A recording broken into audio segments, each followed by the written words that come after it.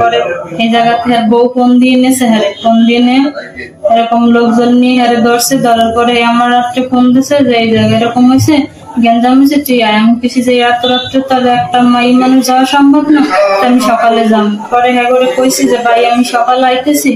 পরে হ্যাঁ অনেক মারধর করছে, করার পরে আমি কইছি যে ঠিক আছে আমি সকালে আম। পরে আমি সকালবেলা যাইনি বিদায় আবার হিরে মারছে আমার সামনে, যে মারতেছে, কান্দাকাটি করতেছে, আমি শুনতেছি কিন্তু সব কথা। পরে আমি কইছি যে দেখেন আপনারা মাইরেন না, আমি আইতেছি। পরে আমি গেছি ওই জায়গা, গাড়ি নিয়ে গেছি। যাওয়ার পরে এগুলো কথাবার্তা কইছি, কথা কওয়ার পরে এরা মানে না, এরা টাকা খুঁজছে। আমি কইছি যে আমি তো টাকা পয়সা কিছু আনি না, জানছি তা আমার এটা মানে আমি জায়গা জমিনের লিগে যেটুকু আমার খরচ হয়ে গেছে, আমার হাতে 1 টাকাও নাই, কারণ আমি দিতে পারবো না। যেমন ম্যানেজ করি আপনারা এটা সমাধান করেন। করার পরে এই কথা কওয়ার পরে হ্যাঁ মানে যে আমার উপরে দিও আমার সামনে পিড়ে, তারপরে করে পায়ে দোষে যে ভাই পিড়াইলে তো সমাধান হইতো না, যেমনি সমাধান হইব ওইটাই যেমনি করা লাগবো আমার।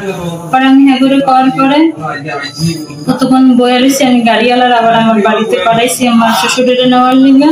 পরে আমার শ্বশুর যায় নাই, গাড়িওয়ালার টাকা নিতে পারিস, 10,000 টাকা ম্যানেজ করে নিয়ে গেছে। যাইতে পারে না, এর আগেই মানে হেরা আমার জামাইরে মানে মারধর করে দোকানে লয়ে গেছে চা খাইতে লেগে। নেওয়ার পরে আর তখন আমার যে লোক যারা ছিল এরা আমার লগে এরকম খারাপ ব্যবহার করছে। আমি পায়ে ধরে বয়ে গেছি যে ভাই আপনাকে বোন থাকলে আপনারা কি কাজ করতে পারতেন, আমি আপনাকে ছোট বোনের মতন, আমি এই কথা কইছি। আর আমার মানে নেই আমার কথা।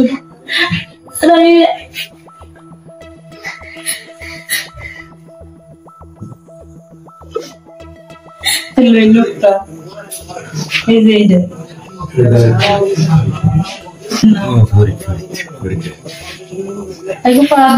ভাই আপনারা আমার লাগে এই কাজ করেন না, আপনার ছোট বোনের মতন, কিন্তু আর আমার এইটা মানে নেই, আমার লাগে অত্যাচার করছে। দোকানে পাঠাই দিছে, লোক লই পাঠাই দেওয়ার পর এরা দরজা লাগাই দিয়েছে। দরজা লাগাই দিয়ে এরা ওই সামনে রুমে ছিল 3জন ছিল, এরা এদিকে আইনে। আর 2জন আমার একজনে যাইতে ধরে রাখছে মুখ চাকতে, আর একজন আমার লাগে শারীরিক সম্পর্ক করছে। হ্যাঁ আসিল, আবার হ্যাঁ আমি পা ধরছি, আমার কথা মানে না, আবার হ্যাঁ উঠে গেছে, আবার ওই লোকের পাঠাই ওই লোকে আবার যাই ধরছে। আমি কইছি যে আপনাকে ছোট বোন যদি থাকতো আপনারা এই কাজ করতে পারতেন, আমার এটা করলে তোমার জামাইটা আমরা সাইডে দেবো। পরে এই বিদায়ের পরে আবার পাশের বাড়ির ভিতরের লোক আছিল, এরা যখন জানছে এই ঘটনাটা, দেখছে মহিলারা দরজার জানলা দিয়ে। আমি আত্মহত্যা করতে চাইছি, কিন্তু আমি যে জীবনে ছোটতে বড়াইছি কোনো সময় এরকম ঘটনা হয়নি। এই জায়গায় যাওয়ার পরে এই ঘটনা হয়েছে, কিন্তু একটা নারীর কাছে সবচেয়ে সম্বলই দেয়। কিন্তু আমার এটা হওয়ার পর তো আমার কি বাচ্চা থাকার মতো কোনো ইচ্ছাই আমার ছিল না। আমি 2বার গেছিলাম আত্মহত্যা করতে, কিন্তু আমি পারিনি। আমি চাইনি যে দুনিয়ায় থাকতো এরকম, কারণ সবাই তো জিনিসটা জানছে আমার।